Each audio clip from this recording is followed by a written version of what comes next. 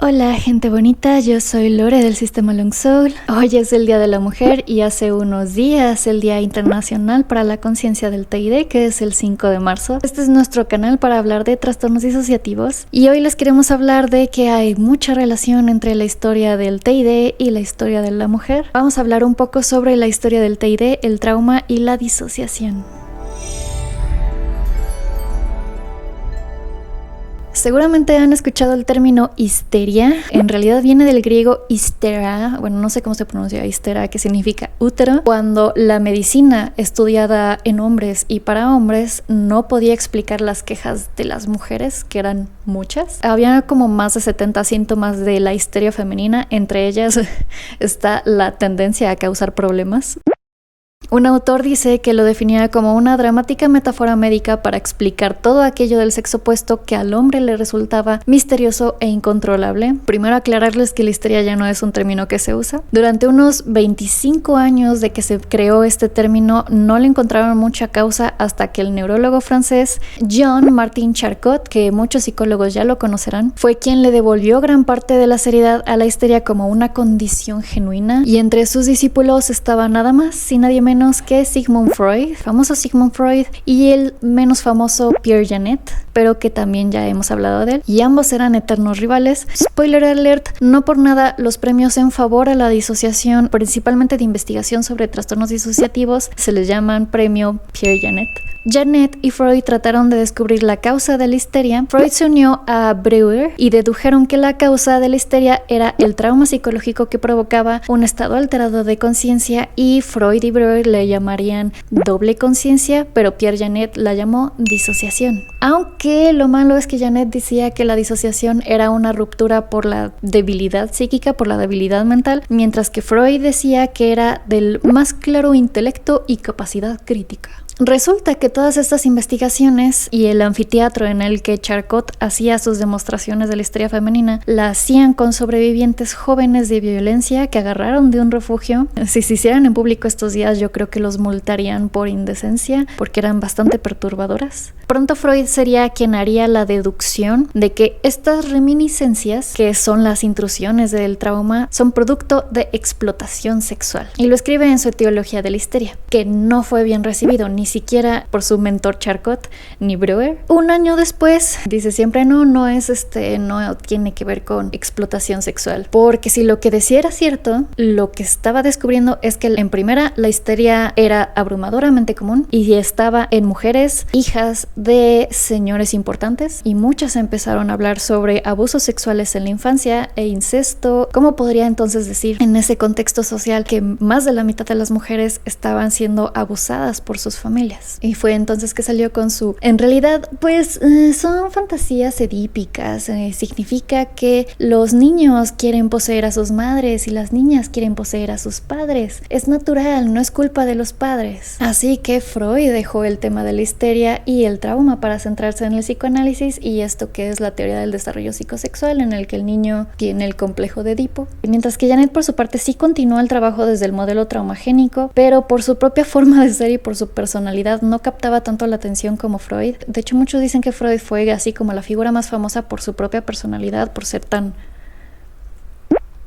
Era buen líder, ¿no? Es una forma linda de decirlo. Mientras que Janet era como mucho más introvertido, trabajaba solito. Así que si ya no se podía decir nada más de la histeria, además de esto, se abandonó el estudio de la histeria, y hasta dicen, pues ahora resulta que la histeria se ha curado y ya no existe la histeria. Este periodo de la historia de la psiquiatría, psicología y de cómo conviven los géneros fue interesante porque en primera los hombres eran los únicos que estudiaban la salud y la naturaleza humana y se enfrentaban como que a este misterio femenino, y de pronto tuvieron que hablar con ellas, que fue algo revolucionario. Tuvieron que hablar con ellas para tratar de entender qué pasaba en esa cabecita misteriosa del otro género, y de pronto ¡pum!, se encuentran con que estas criaturas no solo tienen sexualidad propia,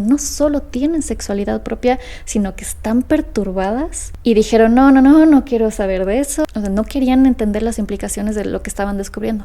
Hubo una paciente bastante famosa de Breuer y Freud que fue más allá que ser solo una paciente con histeria severa y le llamaban Anna O. Se decía que tenía dos estados de conciencia totalmente separados que se alternaban y no recordaba lo que se hacía en el otro estado, y muchísimos otros síntomas que a estas fechas llamaríamos síntomas conversivos, que es por ejemplo quedarse ciego, no poder caminar, parálisis, convulsiones no epilépticas o psicogénicas, pero principalmente tenía dos estados que se alternaban y amnesia entre ellos. Saltándonos más de un siglo después, ¿qué trastorno encajaría? Son los primeros dos criterios del TID. La relación entre Breuer y Anna O era una relación terapéutica muy destructiva. Anna renunciaría y Breuer después la descalificaría junto con Freud. Insistían que las mujeres se imaginaban y deseaban los encuentros sexuales abusivos de los que se quejaban, algo que los hombres ya no hacen.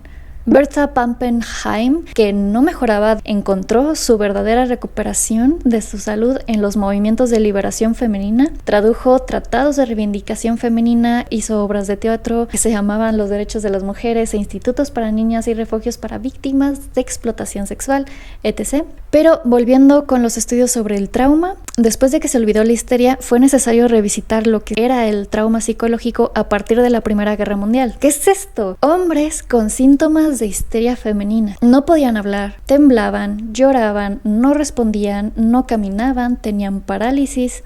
Seguramente son inválidos morales. Oye, pero esa invalidez es como de 40 por cada 100 bajas. Las otras 60 son como ataques físicos, 40% es por esa invalidez.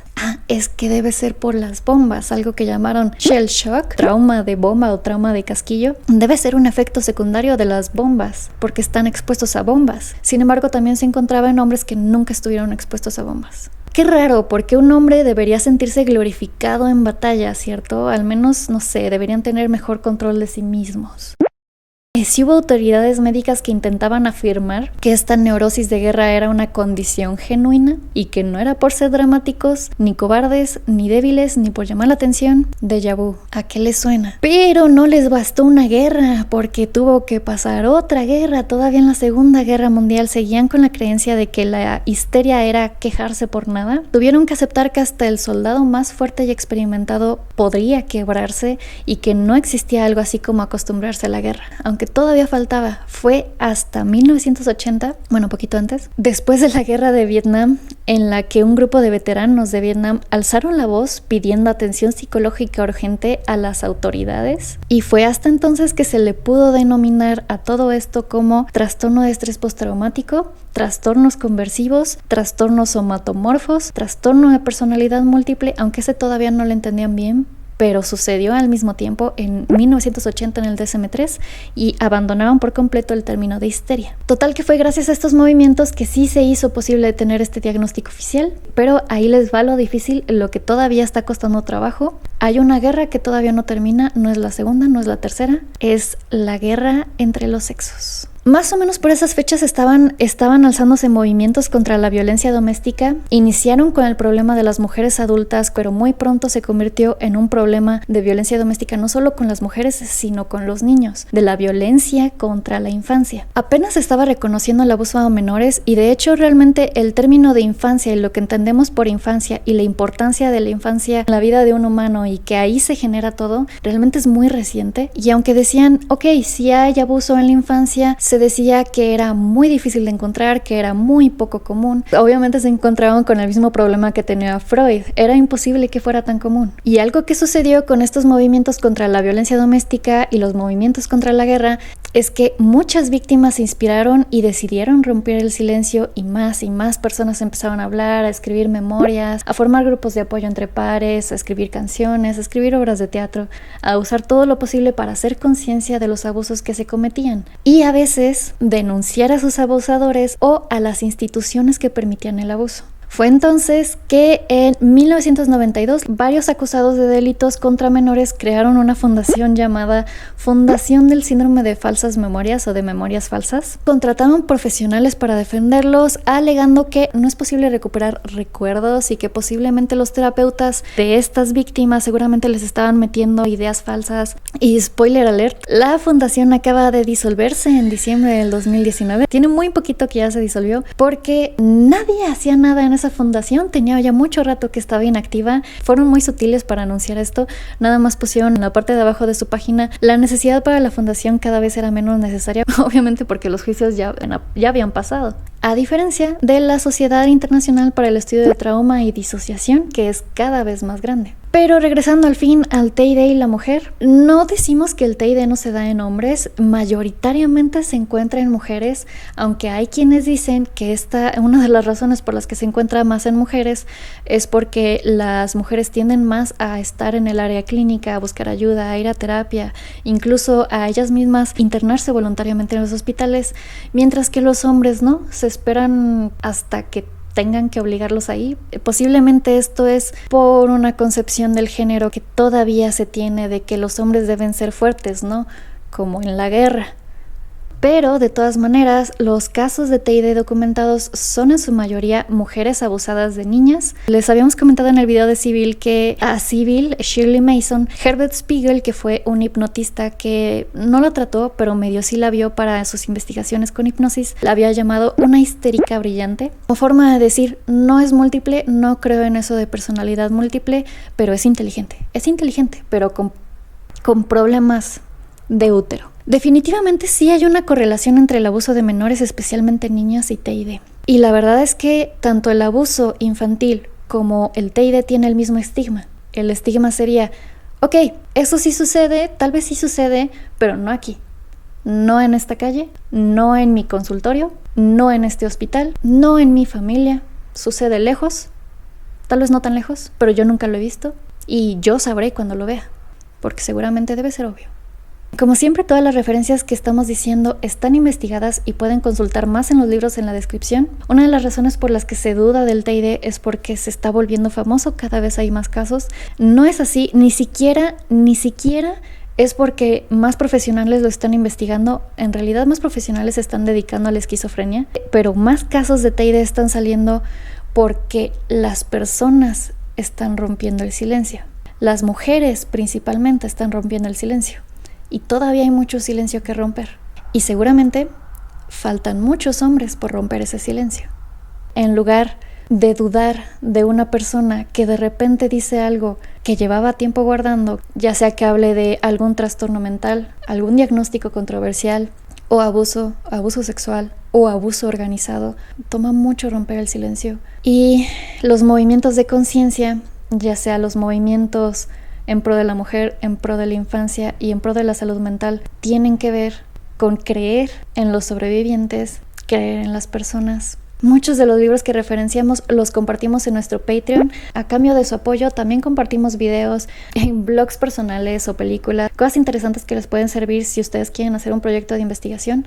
Vamos a hacer un proyecto de investigación de la disociación para este semestre cuatrimestre, a ver cómo nos va. Muchísimas gracias a nuestros Patreons por apoyarnos para poder hablar de estas cosas y seguir con el canal mientras estudiamos. Creemos que la mejor manera de combatir el estigma, la desinformación, la ignorancia, la discriminación es con educación. Tristemente es algo que suena bastante cliché, pero es que es la forma. Posiblemente es la única forma. Así que a leer mucho, a estudiar y tener mente crítica. Y no sé si se dieron cuenta, pero soy un poquito más ANTEF en este momento.